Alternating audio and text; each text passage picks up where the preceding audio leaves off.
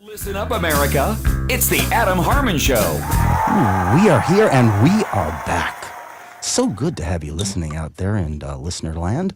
Whether you're sitting behind your car or sitting in your living room or whatever it takes, we're here with a great show today. You know, on today's show, we're going to be talking about the most oppressed group in the history of the human race. Who could they be? And I bet you can't guess who they are. Okay, here are a few hints. Let's give this one a shot here.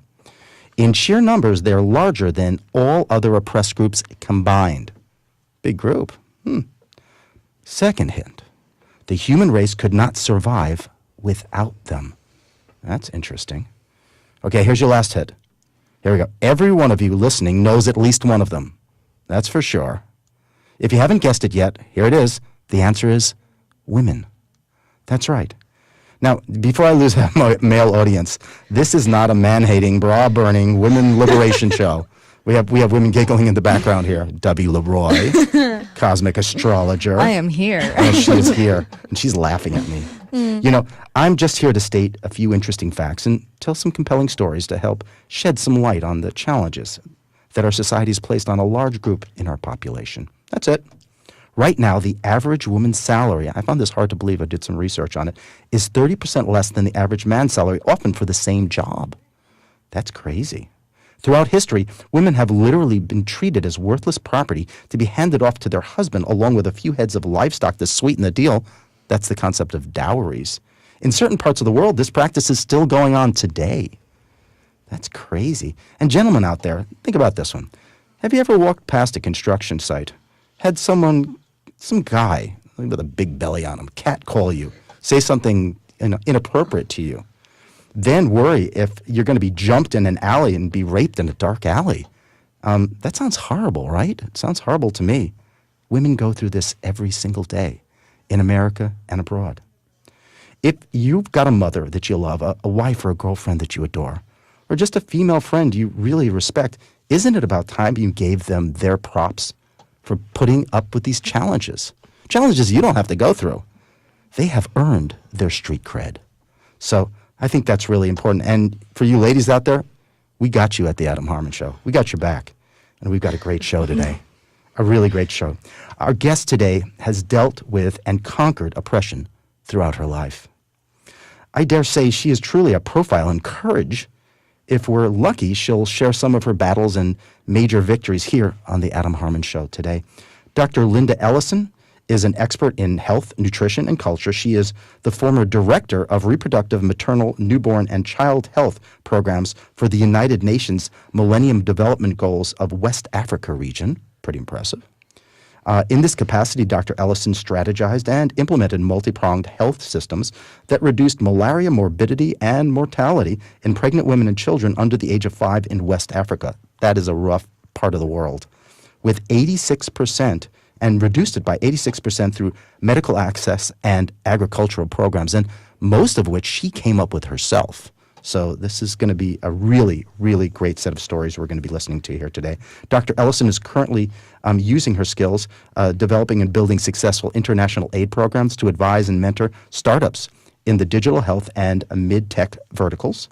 Dr. Ellison has taught the history of science, social, anthropology, and women's gender and sexuality departments at Harvard, and has been a guest lecturer at Yale, Oxford, Dartmouth, NYU, and Stanford. Sounds like she's spoken to the Pope, too. This is like really quite a good pedigree here. She received her doctorate from Harvard University in religious, gender, and culture with a field concentration in social medicine, or MD from the University of Buenos Aires. Love saying that term, Buenos Aires. And in obstetrics and gynecology, her mastery of divinity from Harvard Divinity School. If you're going to get one, you get it from Harvard. In the field of religion and medicine, Dr. Ellison is an avid skier and tennis player as well, and is developing a line of beauty supplements. Maybe we'll get her to talk about that as well.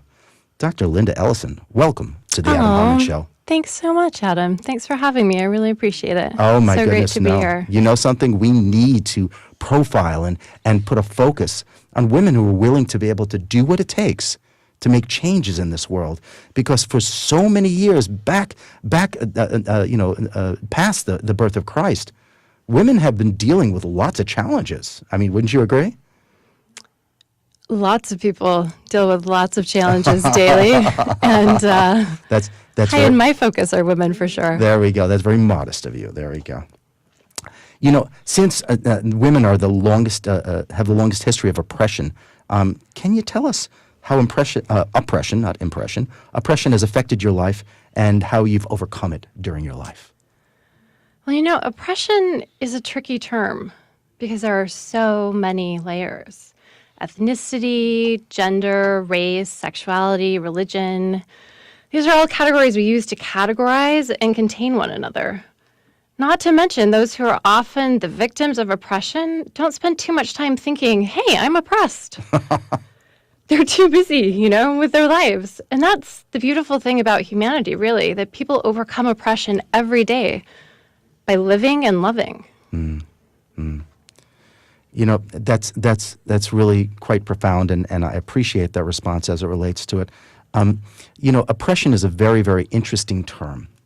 And I think that many times oppression comes from one group that is the oppressor that is afraid of the oppressed, afraid of power struggles, afraid of many of the things that they can do. I've seen so much in regards to oppression within the area of Africa, where if you take a look at the original African spirituality, it is very, very advanced. I believe people should go out and what is the name of that new movie out there, Black Panther? Black Panther. Black Panther. It's really good. Have you seen it? Have you guys seen it? I did. Oh, you saw it. What'd you think? It was really good. I think that's an amazing movie. The reason why It was amazing. is because in the past, when it came to this oppressed group, which was African Americans, in the past, they really didn't have any major role models to be able to say, you know, you come from a strong, intelligent, forward-thinking race. They had all of these different, you know, prototypes, all these different archetypes, all these different really just bad ways to express the race. This movie not only shows Africans as a very, very advanced race, but much more advanced than the rest of the world. Yeah. Oh, wow. Isn't that need to amazing? see that. You've It's got to really see powerful. it. It's very, Definitely. very You've cool. got to see it. Awesome. Okay. You'll There you get go. a great Game. message. There we go. Well, speaking about oppression, let's get back to the oppression as it relates to women. I mean, what advice, doctor, would you give to women who feel oppressed and want to break free? That's such a good question. Injustice, I think, is really particular. And who am I, really, to give advice to the Syrian refugee trying to raise her kids under the gaze of gender, ethnic, and religious discrimination? Or who am I to give advice to the working mom in Appalachia who's trying to juggle her shift at the gas station and a job at a fast food restaurant just to remain trapped below the poverty line? I'm sure these women have some really good advice they could give me, actually. But the thing I think all women share in common is resiliency, grit, and determination to provide a better world for their daughters than the one that they inherited. For me, in particular, I grew up in a small Mormon community in rural Utah. And my grandma had an 8th grade education. Wow. My mom and her sisters made it a little bit farther. And when it came to my generation, the community wasn't necessarily encouraged to go past these women in terms of education. And actually, when I was in school, the state of Utah encouraged early marriage and childbirth by providing motherhood vocational credit for high school girls. Wow. Yeah. Wow. So early marriage and childbirth were some of the traditional religious practices my particular Mormon community placed that felt like an impenetrable ceiling over our heads as young girls. Yeah. And like many, I knew I wanted something different. And fortunately, I received some opportunities that changed the direction of my life, Wow. like so many people do. My goodness gracious. Can you tell us a little bit about those opportunities? This sounds interesting. Oh, well, thank you. You're so sweet. I had an amazing opportunity to go to college and receive what was an amazing education at the University of Utah. And from there, I went on to Harvard Divinity School, which really fed my thirst for knowledge, more knowledge about women in religious communities. Wow. And from there, I started to take a lot of classes at the School of Public Health and the medical school to see how the worlds of medicine and religion sometimes help each other and sometimes collide. And out of that question, I started into my doctoral work and was able to parlay that into a job at the United Nations. Oh, my goodness. We're going to get into this after the break. We're heading into a news break right now, so don't touch that dial. We'll be back with more of our inspirational conversation with Dr. Linda Ellison.